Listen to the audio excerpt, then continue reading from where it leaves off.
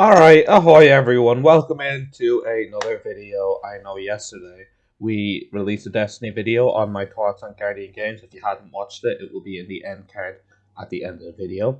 But today, we're going to go back over my thoughts on Transmog. The TWAB came out just yesterday, and they detailed Transmog, and quite honestly, I'm not happy with it. But we'll talk about all that when we get into the main part of the video. If you like the video, please comment, like, and subscribe. It only takes you about 20 seconds to do all three of them things, and it massively helps me. I'm trying to reach 100 subscribers by the end of the summer. That is the goal for the channel. It would really be helpful.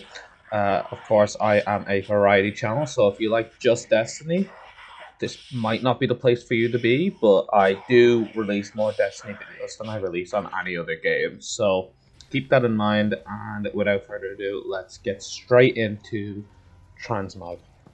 Before I talk about my thoughts, I'm going to give a quick overview of how Transmog is going to work. I have the TWAB here in front of me, so these are going to be word-for-word quotes, what I'm repeating. To change your armor appearance into universal armor ornament, the first step you have to do is defeat enemies to earn Synth Strand, spend the Synth Strand to get bounties to earn Synth Cord, and convert the Synth Cord at the loom in the tower into Synth Weave, and then you can finally unlock a universal armor ornament by using this Synth Weave to unlock some of your armor ornaments from the collections. These have to be legendary or lower quality. Players can earn Synth Strand by defeating enemies in Destiny. After earning 150 Synth Strand, players may visit Ada 1 in the tower to acquire class-specific bounties, which will be reward Synth Cord. Some examples of these bounties include Vanguard, complete playlist strikes, Crucible capture zones in any control match, Gambit send and defeat blockers in Gambit, Destinations defeat nightmares in any destination or in nightmare hunts, raids and dungeons, complete the final encounter of any raid. If you pick the wrong bounty, some Synth Strand will be refunded, but not all of it, so think carefully. This is where the issues arise. How many of these can you earn? Players may earn up to 10 Synth Weave per class per season. That means you can unlock 10 armor pieces, individual armor pieces, not sets, 10 armor pieces per season per class. And just say you main one class, you can't use your other class's Synth Weave to make a Warlock piece, for example. It has to be class specific. To celebrate the introduction of armor synthesis in Season of the Redacted the next season, players will be able to earn an additional 10 Synth Weave per class through the introductory experience. So in the next season, you can earn 20 armor pieces, which is 5 full armor sets. No, 4 full armor sets. I was right the first time. 4 full armor sets. That is, well, that's really all I have to say about how it works. There's some other stuff about how you can buy it in Eververse, but I'm gonna talk about that when I get into my thoughts. So that's a brief overview of how it will work. Now let me get into my thoughts. It's a fucking disgrace, quite honestly. To be frank with you guys, it's not good.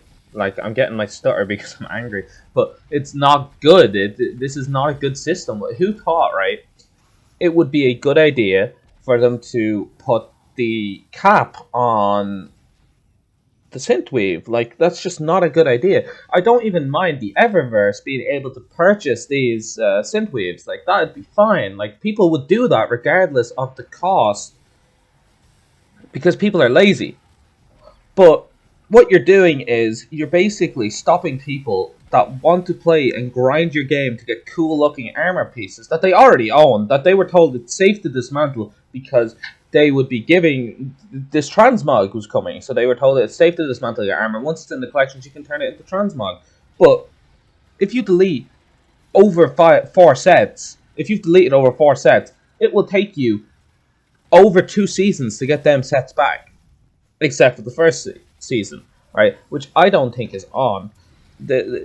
So like, people pay a tenner for a full set of armor. That's not that bad. Like people would do that. Like people pay €20 for Fortnite skins.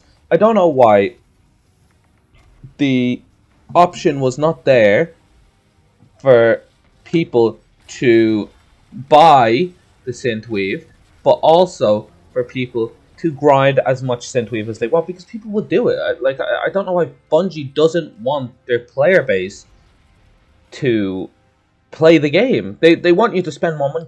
Like, Destiny itself, right now, I would say is in a good spot. It is. A Season of Chosen was good. Beyond Light was fine. It added a new raid. There's the Prophecy Dungeon. There's gonna be.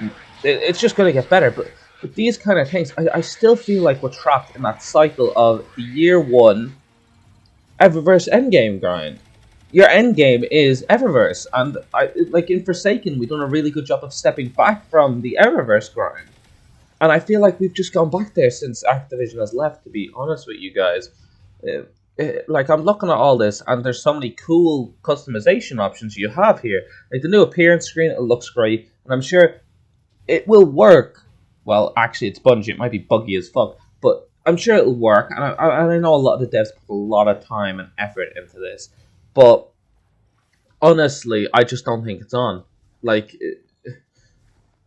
what is this? Like, it's mainly the cap I'm frustrated with, but I feel like this was driven specifically by profit margins. They feel like they can milk as much money out of this as they possibly can, and that's what they're gonna do. This was definitely made by the higher ups, I think, at Bungie, and I'm no hater, by the way. I want to work at Bungie when I'm older. I'm studying games development right now. I want to work at Bungie. That's where I want to go, but I can't support this kind of a system. Like, it's just, I don't even know what to say. Like, it's not a good system. And honestly, I actually think this was implemented on purpose so they can go back on their initial release of this after the season, because they're going to be like, oh, it's too late to change it before the season ships, but next season we'll change it so that you can earn the 20 per season, so you can earn 4 armor sets per season, which is better, but it's still not perfect. I'd rather no limit, but like other MMOs do it without a limit, but it's better than 10. And I honestly feel like they've released it in they're going to release it in such a bad state so that they can get as much money as they can for that first 3 months, and so they can do we're listening, like they did with Sunsetting. Although I actually believe they thought Sunsetting would work, whereas this I don't think they ever thought would work. This is not a good system at all, and quite frankly, I know this video has been more of a rant than thoughts, but I'm just spewing all my thoughts out there. If it annoyed you, you can leave a dislike if you want, but you clicked on the video, so I don't know why you'd click on the video. I'm going to have rant in the title. But those really are my overall thoughts on Synthwave. Honestly, I just complained for the full 5 minutes, I know, but it's not good. It needs to be fixed. Bungie, get on it. If you enjoyed hearing me rant like a fucking lunatic, please leave a like, comment, subscribe, as I said at the start of the video. The more interactions the Destiny videos get, the more Destiny videos I will make.